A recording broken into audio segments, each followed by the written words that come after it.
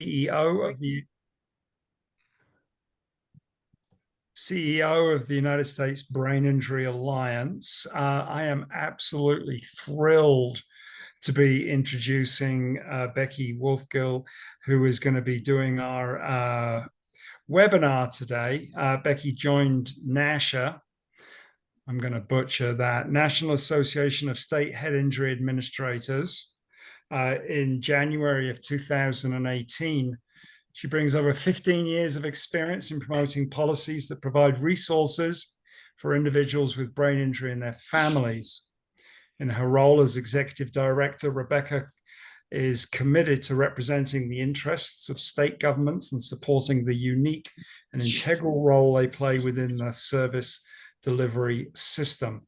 I have worked with Becky for many, many years, and I can tell you that when she took over NASHIA in 2018, NASHIA was always a great organization, but Becky has taken it to another level, and it is a real powerhouse. And if you haven't already done so, I strongly urge you to check out the NASHIA website and just look at the variety of things that they can do to support the work that you are doing. Just a little bit of housekeeping before I hand over to Becky. If you have any questions as we're going along, please pop them in the chat, and I will I'll butt in and interrupt Becky periodically and ask those questions. So that said, Becky, over to you. Thank you so much. I'm so delighted to be with you all today. Thank you, Gavin, for giving me the opportunity to talk with your members. I want to make sure I have the recording pop up on my shared screen. Can you see it, or you can see it? You can see that this meeting is being recorded, Box? Yes. Okay. Yep. It's just above your logo. Oh, whew. Okay. Thank you. I was nervous. I wasn't able to get to it. Okay. Wonderful. So I am Becky Wolfkiel. I'm NASHIA's executive director, as Gavin mentioned. And since the time that I did take over this role, have really enjoyed and prioritized trying to ensure that the state government employees across the country know the importance of partnering with their state alliance and state associations, because the only way that the government is going to be successful in creating systems and creating resources is through that partnership. So again, thank you for having me here today, and I'm excited to be able to talk with you a little bit about some of the things that we've been doing that I think relate to your work. And then, as Gavin said, please do just pop questions in the chat as I'm going through my slides. I would love to make it more of a conversation and answer your questions as we move on. So with that, just kind of a reset. Our organization has been around for over 30 years, and our mission is to support state governments in promoting partnerships and building systems to meet the needs of individuals with brain injury and their families.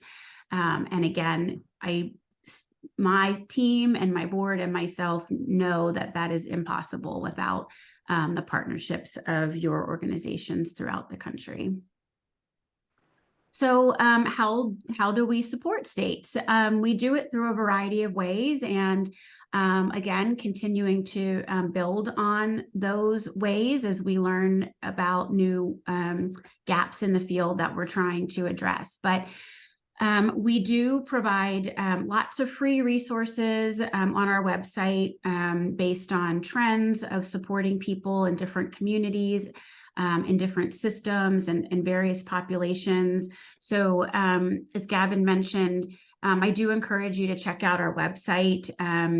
There's, lots of different information, and some of it, created by your organizations in the community. We try to really be that central hub for resources.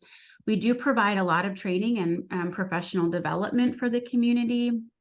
We do that through a free webinar series similar to this one that we put on for the community, usually monthly, but sometimes, maybe every other month or 6 weeks. But, we have speakers in from across the country to provide some information on leading trends or, cross-cutting issues. We do also have workshops that there is typically a fee for, and it's more skill building. Usually it's a 2-day session or, maybe a full day session that really is aimed at trying to help the individual build their skills to be able to support people with brain injury in a more meaningful way. We also provide connections. So as you know, resources across the states vary, but even at best are woefully inadequate. And so typically a state is forced to kind of focus resources on specific populations. And so it's really important that states and their programs can learn from one another to see, how one state may have addressed serving people with, intimate partner violence and brain injury. Another state may have done a really wonderful job in kind of integrating brain injury into their behavioral health system. So really learning from one another has, been kind of a hallmark of why our organization was founded, and we continue to try to create opportunities for that networking. Technical assistance is kind of growing for us, but at this point is our largest activity that our organization does provide. And we do provide support for both states and nonprofit organizations in the community. Really try to build out that capacity within the state so that there are services available for people regardless of where they came into the state system for services. And then finally, we do have a pretty large federal advocacy component. As Gavin mentioned, that is my background. I was NASHIA's lobbyist for about a decade or so before coming into this role. And before that, worked on Capitol Hill for the Congressional Brain Injury Task Force. Our organization's founder was very focused on the role that public policy plays to create systems change. And so we've really built on that over the years and continue to focus on that as a key activity for our organization. These are our staff that we currently have. We are small but mighty and continuing to grow. So some of you may know some of our team, but this is recorded. And if you're welcome to reach out to any one of us at any time. We'd love to find ways to help support you in your state or answer any questions you might have. So, in the government, the reason why we were founded initially, frankly, is that it sometimes can be very hard to find your brain injury state program. Nationwide, the state employees that are focused on brain injury can reside in different agencies. And so in one state, it could be the VR agency, whereas in another state, it can be the public health agency. We have a few states whose mental health, behavioral health agencies house their brain injury state employees, and then a growing number of state government agencies have partnered with state universities to help them provide the state services to the brain injury community. And so I know this can be challenging for folks in the community like you all to really figure out who the heck you should be reaching out to, because it sometimes can be difficult to find them. But we do have a resource library on our website, again, that's free, and we try to keep it updated so you can look within your state and see who that state employee is that's managing the brain injury programs in your state that you can reach out to and try to start to coordinate efforts or see what they're up to and how you can continue to be involved.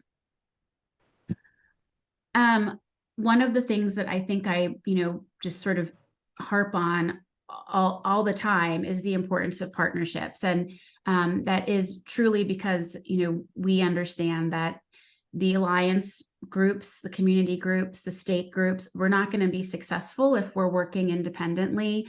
There just aren't enough resources to go around, and there's just too many people that need support. We have to work together. So, again,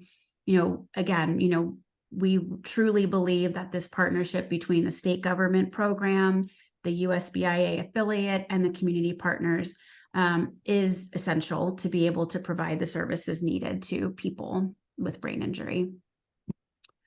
I'm just going to go through a couple of quick programs that we operate, that we have worked with Alliance affiliates with in the past, and would love to work with more and make sure that you understand that these resources are available to you.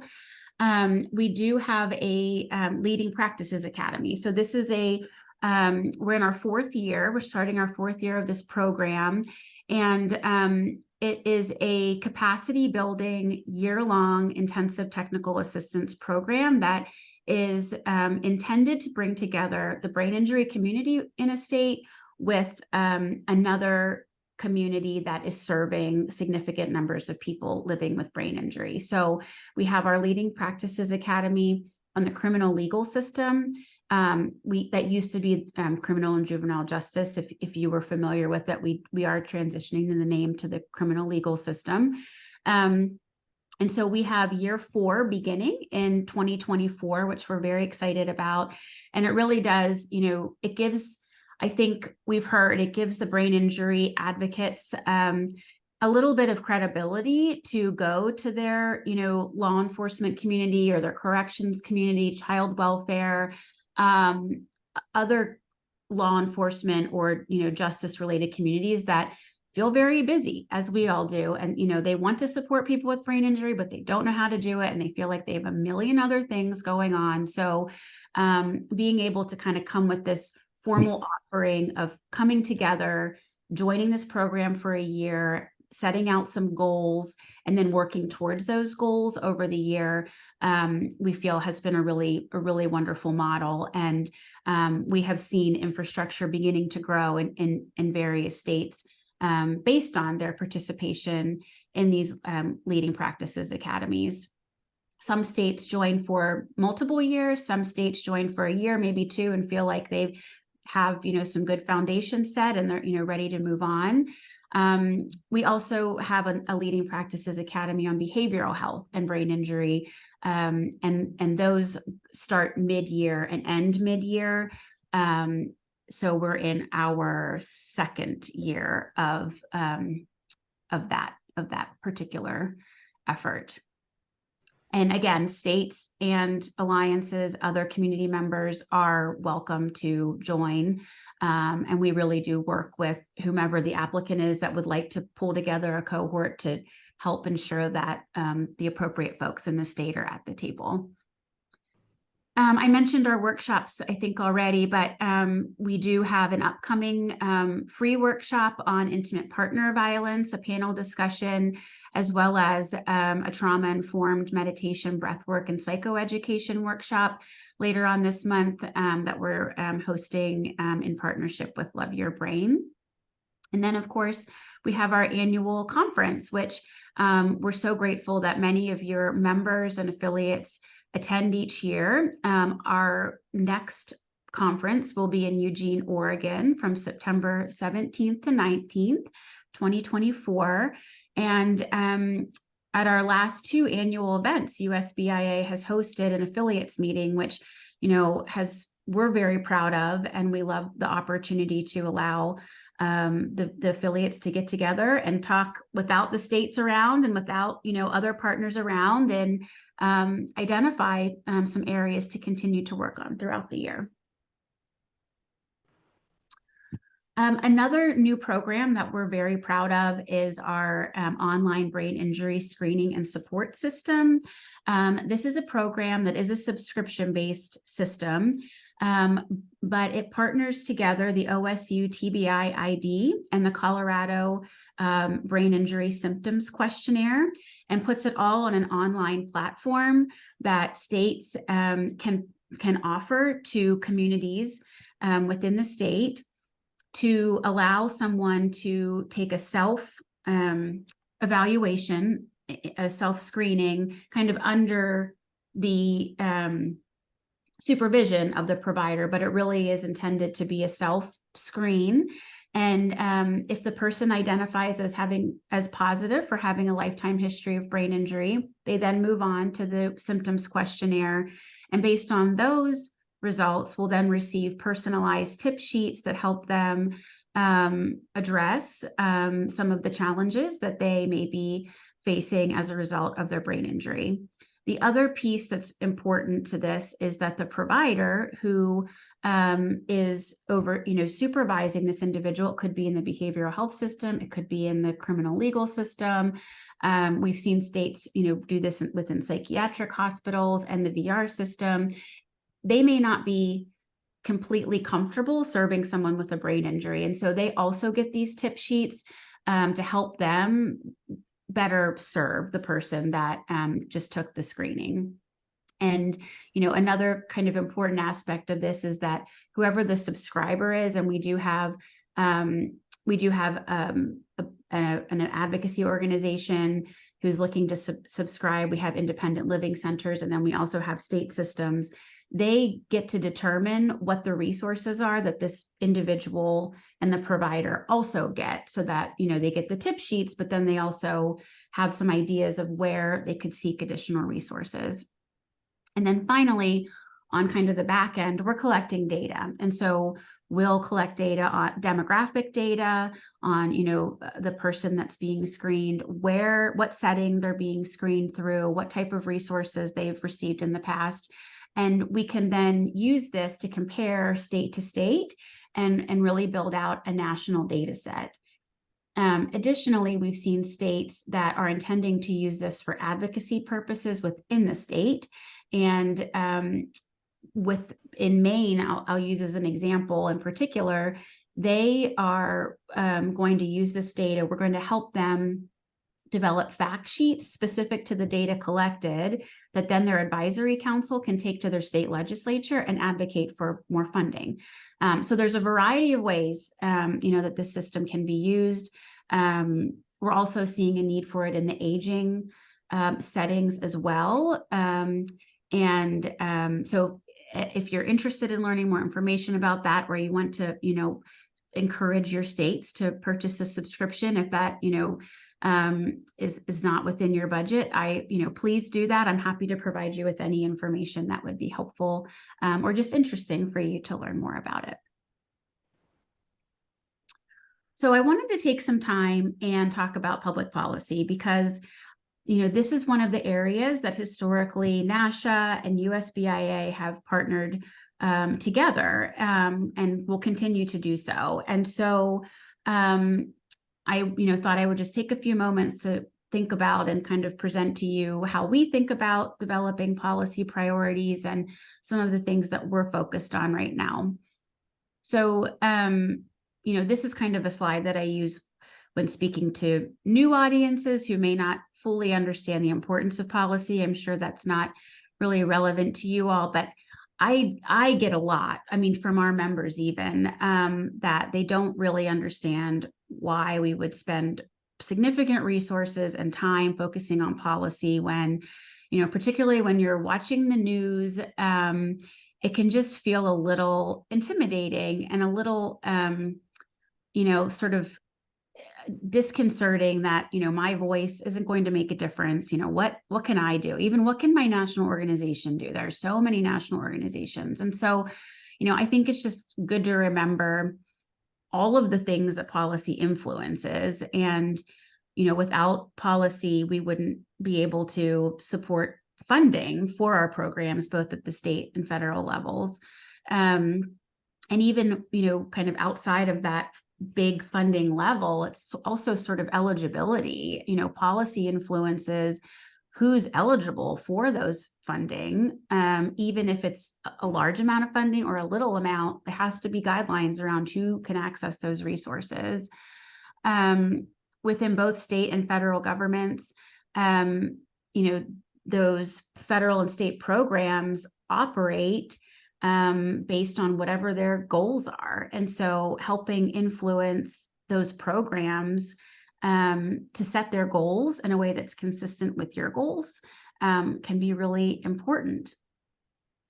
And then really, I think one of the things that we're trying to do a better job is promoting interagency partnerships. And again, we know within the state, interagency partnerships are essential because typically someone with a brain injury isn't calling their state brain injury program as the first call for resources. And I don't mean that as their alliance, but their actual state employees within the state capitol typically is not their first phone call.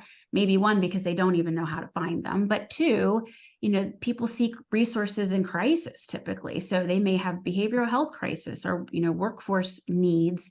And so they're entering a state government system, not within the brain injury program typically. And so that brain injury program needs to make sure it's partnering with those other systems that are serving people with brain injury and making sure they know how to serve them, and that your alliance resources and other resources in the community are available for them. Yes, Gavin. Hey, sorry. Oh, please. There's a question around whether or not you work with military groups at all. The short answer is yes. The longer answer is, but I really want to do more. Is there a follow-up, or should I elaborate there a little bit? No, I was, it's like USBAA. Yes, we do, but there's always a but. It's quite a tough nut to crack from my experience. So that's why I was grunting. Yes, well, that's exactly right. And I think the military often has more resources than the civilian sector. And so they're kind of off doing their own thing, creating these support systems and programs that we oftentimes don't know about. I do think through some of these national efforts, like the National Academies efforts that both Gavin and I are involved in, I think we're learning more about what big at the federal level, what the DoD is doing, what the VA is doing, and how we can better learn from them and partner with them. I'll say in the state, we've just started seeing some more concrete partnerships between the state brain injury program and the VA. One example is in Alabama. We're supporting them in October to host a summit for service members who have been impacted by brain injury. And that's a collaboration between their state VA, their state behavioral health agency, their state VR, and their state public health agency. So it's actually pretty amazing and a really wonderful example of the interagency partnerships and the benefits. Thank you. Yes, no, thank you. It's a good question, and I hope we can keep doing more. And then influencing resource. This should say research. I'm sorry. Influencing research to practice. There's a lot of wonderful, state-led research happening. There's a lot of wonderful federally supported research happening.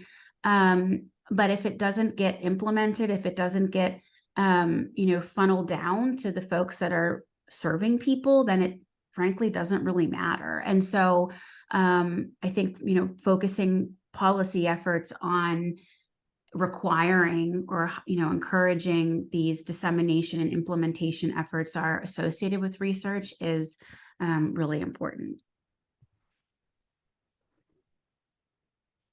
So how do we do this? Again, it is all about partnerships at every single level.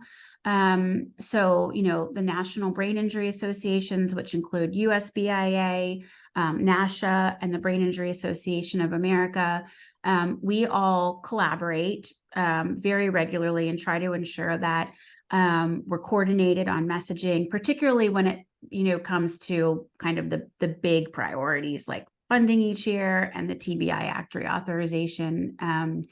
I think we all agree it's really important that we have a unified front on those. We also dedicate specific internal and external staff to our public policy efforts. So we have a public policy director that works with us at NASHIA, and then we also have a lobbying firm that helps us kind of build out some of our capacity on Capitol Hill and kind of give us an ear on the ground of what's happening so that we can respond accordingly. And then we have a public policy committee like you do. And, they meet monthly and really try to respond to the needs of the community. We also partner with the broader disability community. I think we know that we can't just be focused on brain injury because there are so many larger national policies that impact people with brain injury by virtue of it being a disability. And so, to the best that we can, we're a small organization, so our resources are limited, but to the best of our abilities, we keep an ear to the ground on what some of these other national organizations are doing. We do belong to a couple of national consortiums of national disability related groups. And then, we kind of are in the email information chain. And if, something comes up that we feel will, is a big enough priority that, we should engage, then we make sure to do that, sign on to letters or whatnot. And then finally, we do have a Congressional Brain Injury Task Force. We are fortunate to have a Congressional Brain Injury Task Force. While there are many congressional task forces or coalitions, not every disability or condition or concern does have one. And it basically just means that we have dedicated champions that if we have a concern, we take to them, and then in theory and hopefully, they're responsive and will be our champions to, get additional funding or make the policy changes that we would like to see. And it's always a Republican and a Democrat. Some coalitions have like 2 or 3 Republicans and 2 or 3 Democrats. But we have Bill Pascrell from New Jersey, who founded the task force decades ago. And currently his Republican counterpart is Don Bacon from Nebraska. So you have 2 good alliance states there. And I know, those folks are in regular contact with those offices. I guess I sort of went through this, but, so we do have our public policy committee that we get feedback from. We do put out a membership survey, and I guess I didn't really mention this, but while our mission is to support state governments, our membership is much broader than that. Again, reflective of the need for us all to work together. Community providers, community members, individuals themselves, alliance affiliates, all have membership within our organization. And so when our membership survey goes out, we do try to gain information from everyone that's willing to give us their feedback. We use all of this information to create a public policy platform every 2 years. It's consistent with the Congress. Congress is a 2-year cycle. So every 2 years, we release a new platform, and then we use that to guide the majority of our activities.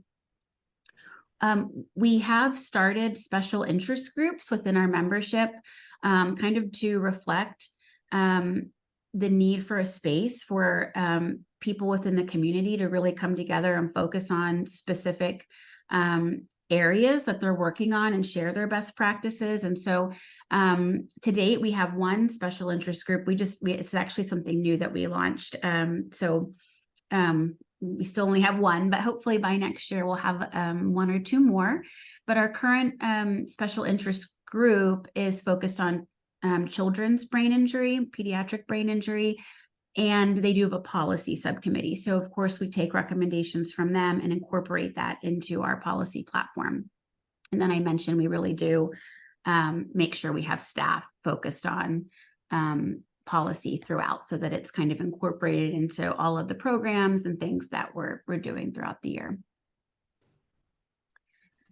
Some of the programs that we've prioritized for increased funding are listed here. I won't go through all of them, but I will note, just based on the question that was asked earlier, we do support increased funding for the 2 DoD programs that provide services to military personnel for people with brain injury. That is through our Congressional Brain Injury Task Force. They create these sign-on letters each year that request increased funding for programs. And then we, as the community, work to get additional members of Congress to sign those letters of support. And then those get sent to the appropriators, who are then, writing the funding levels on the funding bills. And so there is a separate letter that requests for increased funding for the DoD programs. I guess one thing I just want to mention quickly too is the CDC National Concussion Surveillance System is another program that we have organizationally partnered on together to try to get additional resources for. This program is authorized, and it would allow the CDC to get a national data set on how many people are living in the US with brain injury. As you know, we do not have that, and it makes advocacy incredibly hard when we can't even quantify the need and the challenge nationally. And so, I think that's something that I've been really proud of, our association's partnership over the years to really prioritize increased funding for that. Gavin.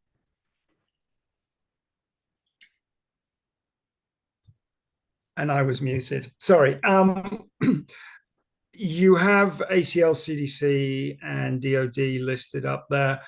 Tell me a little bit, if you would, about your relationship with ACL. I believe you actually have a formal contract with them to do something. Is that right? Yes, we have a subcontract with them. Thank you. So ACL provides through the TBI Act. The TBI Act authorizes ACL to provide competitive grants to states to build out capacity. I mean, they really are focused on capacity building. And some states, that means they have maybe a part-time employee that's managing other programs, but now they're also focused on brain injury. Sometimes it means that there's, a couple of people in the state that are focused, and they can use those funds to partner with their alliances or other folks in the community to provide resource facilitation or training within the state. States use those in different ways. But over half of our states do have those grants now, and they are used to build out service delivery within the state. We at NASHIA provide technical assistance to those grantees, and we do have a subcontract through ACL so that we are supporting the state grantees and their partners. It's called the Technical Assistance and Resource Center, the TARC, the ACL TARC. So Maria Crowley and Judy Detmer on our team, they lead those efforts for us. And I will say, even unfunded states that need support, they are given support through the TARC as well. But oftentimes, people need a little bit of guidance on how to make sure that those funds are being spent most effectively. And so our folks work really hard to try to make sure that is the case. Thanks, Becky. I have a follow-up question, and this really is for everybody that's on the call. I was at a meeting recently with another advocacy group around brain injury, and the discussion was whether or not we should be advocating to ACL for them to give a smaller grant to all states, or at least all states that apply, or larger grants to fewer states. And I wasn't too sure how I felt either way. So I'm interested to know from other people on the call, what are your feelings? Is it, oh, sorry, you were going to do this already. I did that. Sorry, I didn't mean to do that. What's the answer? I mean, is it a small amount to all states, or is it large amount to fewer states? And I'm going to put some of you on the spot, so be ready to answer. Peggy.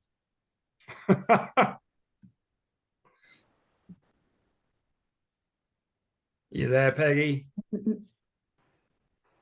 Peggy wasn't expected to be put on the spot. No, she wasn't. She wasn't. Well, Dixie, you're up. Okay. So the question was whether we favor smaller grants to every state who applies or a larger grant to a few states. Is that correct? Yes. Okay. I guess, and this is probably gonna be a bit biased, but I would say smaller grants to every state, because I know that, even with like a little bit of money, there is some capacity building. I know in Oklahoma, like we definitely have some room to grow that, we're not maybe advanced enough to maybe be prepared for one of those larger grants, and that we don't have the experience to handle it, that maybe we should start out with something small just to like start out with, a database or something simple. Okay. Anyone else before I ask Becky? This is Scott at Brain Injury Alliance in Washington, and I would agree. I mean, we're struggling to survive here, so I think that a small amount would help, and if given a larger grant, it would be hard for us to get going. Okay, that's good to know, because and then I can ask the question more formally to the whole group, but it's interesting. Anyone else want to put in some opinions? Okay, Becky. No, I love this discussion. Thank you. I have a question too. So because this is, as you would imagine, we get mixed feedback, based on the states that we're talking to, just like you all. And of course, states that do have larger grants don't want to give those up, because then they feel like they're going to be backsliding on services that they can provide. But one thing that we've kind of thought about is, what if states that did not currently have grants, like what if there was a tier and there was sort of this first level grant for new grantees that's really to kind of build up and get some infrastructure in place, maybe planning, and then once they get that, then they can apply for the maybe a larger grant to help then scale the plan and build capacity. Does anybody think that might work, or feel anything about that concept?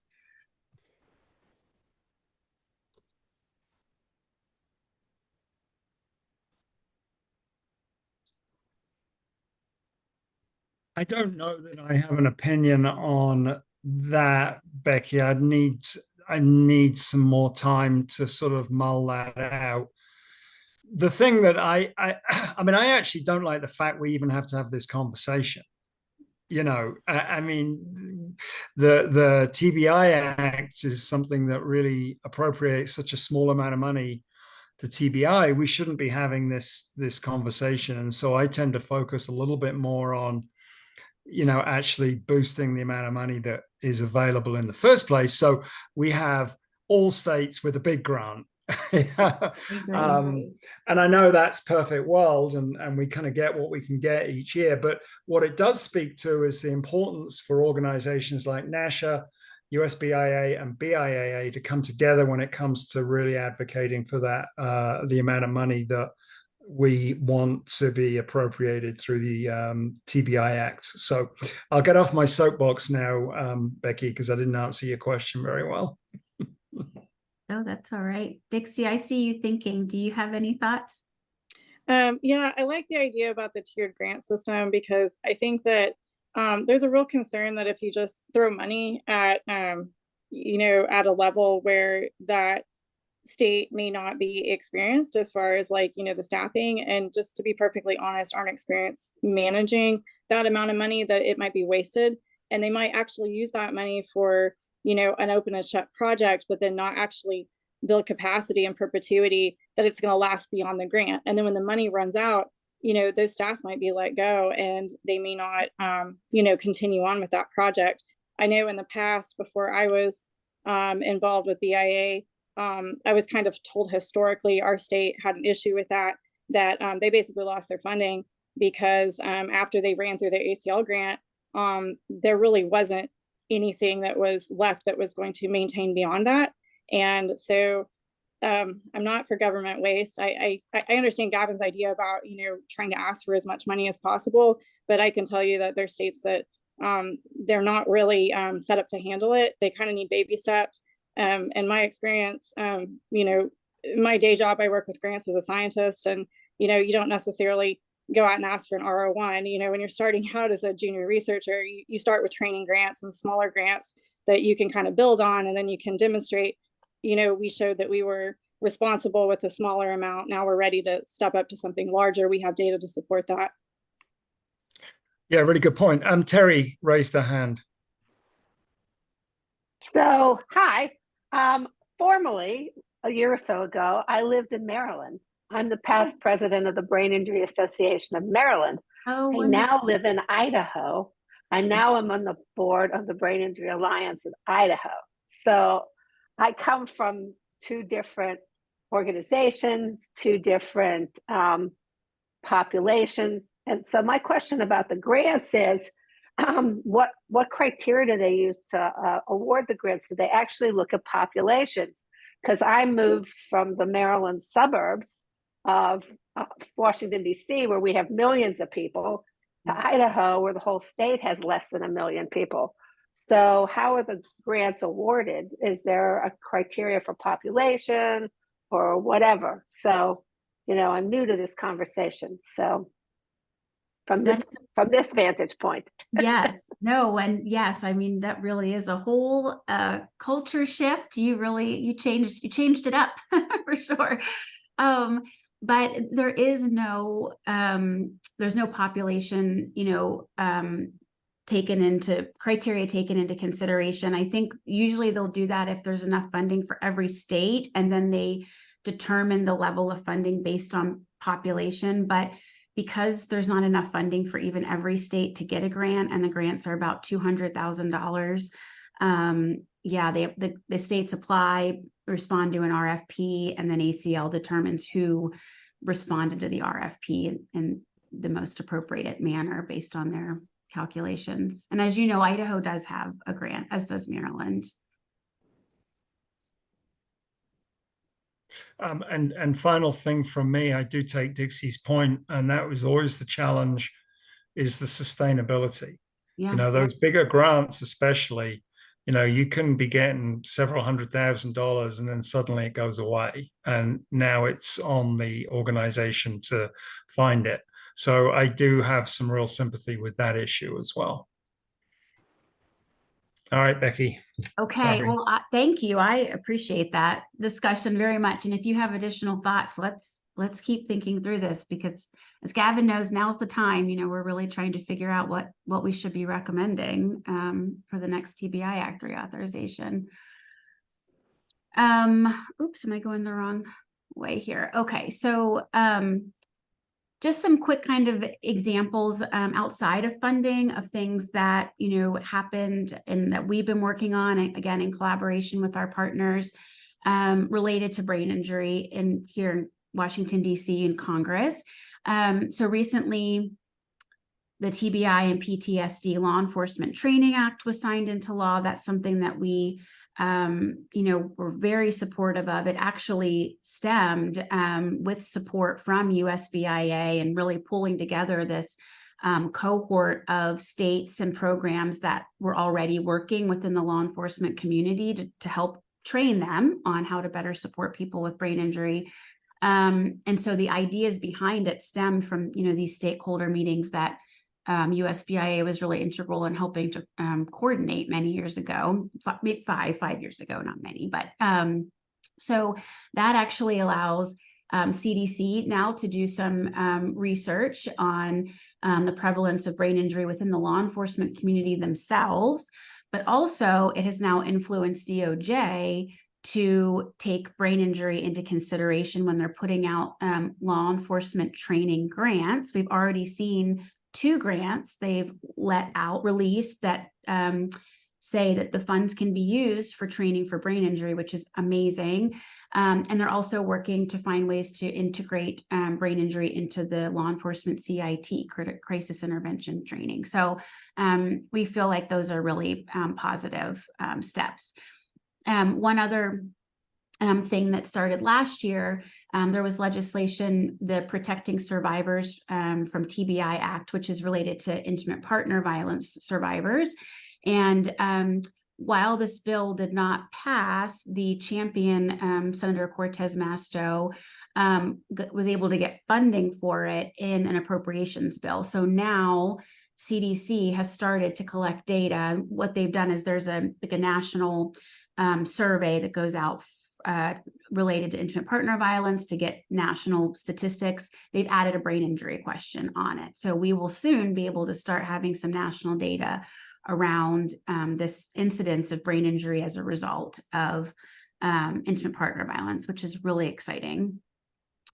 The Older Americans Act, a few years ago, we were successful in getting brain injury included in, first of all, just reference to brain injury in the bill for the first time, which was really exciting, but specifically related to falls and falls prevention, and allowing states to use their falls prevention funds to screen for brain injury. And so now, you know, as you would imagine, well, and so that's great, but it was never implemented. Finally, this year, the ACL put out guidance. The ACL manages the aging program nationally, put out guidance to the state aging programs. And they now have to report on how many people they have screened, older adults they've screened for brain injury. So very exciting kind of result. And, you know, we've been trying to, you know, support states to, you know, recommend OBIS and other screening mechanisms as a way for them to start screening older adults for brain injury to meet those federal requirements. I referenced, go ahead. Becky, this is Peggy. I have a quick question. Can I jump back up into the law enforcement training one? Please. Yep. So my question is, so they're offering grants, which is awesome, but with that particular piece of legislation, is there any effort being put forth to provide that training unless a state has taken it seriously and goes after a grant? I mean, is there anything internally that's happening, or is it's just the only training going to be happening is if an external group like ours or somebody else comes in and says, hey, I want to teach you about this? I think we don't know that yet. So that's a great question. I think, so in addition to the grants, what they are doing is the DOJ partners with the Council for State Governments. It's kind of their main stakeholder group, their Justice Center. And they are right now working to talk to stakeholders to really identify best practices that are out there and put forth recommendations to the DOJ on how to meet these requirements. And I think, Peggy, we may have had you may have been interviewed for this effort, but I think we won't know the results of those recommendations until later on this year. My hope is that the recommendations will include a requirement for brain injury to be included in, you know, in law enforcement training. But we don't know yet. Okay, that's fair. And it's an exciting law, but it's like, wait, now does that mean we're responsible for doing something about it, or if it's internally? So I appreciate that they're still figuring that out. Yes, that is where our roles as advocates never end. We have to continue to push implementation, and but it's a good step in the right direction for sure. Becky, we have just under 10 minutes left. I just want to make All right. sure that we give you time and if there's any extra questions. Okay, thank you. I will breeze through the last couple slides then. You'll just, you know, notice a couple of extra, you know, we've been engaging on long COVID, we've been engaging on Havana syndrome, and impacted members of Congress like, you know, Mitch McConnell and Senator Fetterman and others who have, you know, clearly had impacts of a brain injury and trying to get them a little more engaged. These are just some ways that, you know, we try to get attention from members of Congress. We do have our annual Brain Injury Awareness Day, which when I say we, that is USBIA, BIAA, and NASHIA all collaboratively partnering with the Congressional Brain Injury Task Force. But throughout the year, try to engage with members as well. Here are just a few of our upcoming. Oh no, I changed this because I thought this might be interesting for you guys. So over the last, you know, couple of years, we've been fortunate enough to get funded to develop new resources for the community. So they're totally free for the community. And we have several on employment. There's a federal disability employment technical assistance center. So there's a brain injury, enhancing self-directed choice and control that's related to employment. You can work after brain injury, improving your employment success. There's also some that are focused on the actual employment specialists themselves and how to support people with brain injury. So please do go to our resource library under the employment tab. There's some, I think, pretty new, exciting free resources there. Also have some behavioral health resources under the behavioral health resource tab, including this modifying psychopharmacologic interventions. And then we have done a lot recently within the treatments courts. And so have a whole toolkit for peer support in veterans treatment courts, and a guide for treatment court professionals to support people with brain injury. So all free, very excited about those. I have to put in a plug for membership because it really is an important piece for us, but we also have, typically when we're reaching out to the community, it's, to our members only. So, would love for those of you that aren't currently members to join, start up a special interest group. We can work together to find something that might be particularly valuable to you. And that's it. So, yeah, would love any additional questions you have.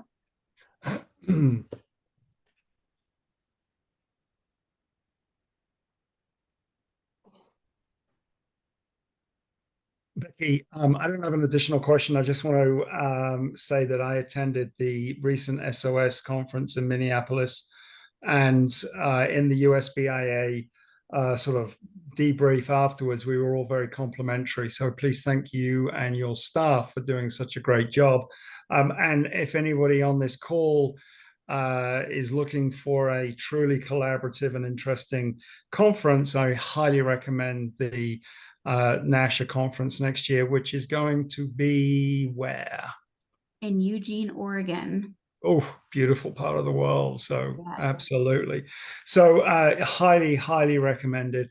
And, Becky has put a lot of information out for us. And for that, I'm extremely grateful. Thank you, Becky. I'm sure there will be follow-up things. I know that my best questions come right after the call is finished.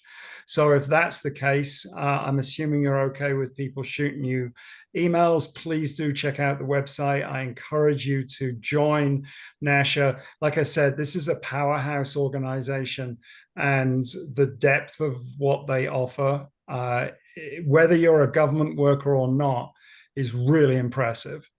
That said, I'm going to just pause. Does anybody have any kind of any final questions?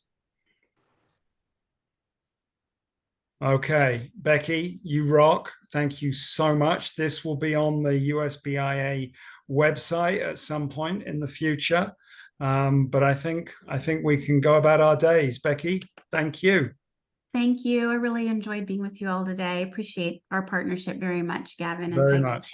Thank you all. Look forward to working with you this year. Have a good one.